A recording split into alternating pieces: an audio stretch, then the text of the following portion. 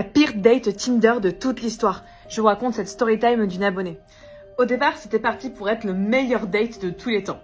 Le mec était drôle, intelligent, il mettait pas 3 ans à répondre comme tous les autres bolos. Et au bout d'une semaine, il m'a appelé. Je vais nous préparer un bon repas avec une très bonne bouteille de vin. Avec plaisir, écoute. Ok, à demain alors.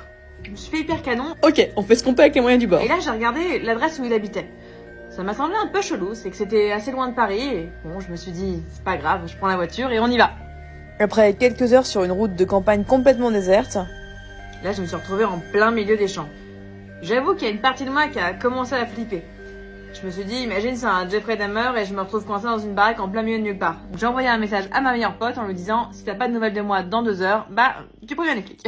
Je vais vous filmer en secret de ce qui se passe à l'intérieur, parce que j'ai l'impression que c'est trop beau pour être vrai. Sauf qu'elle a pas eu de nouvelles de moi. La suite en partie 2.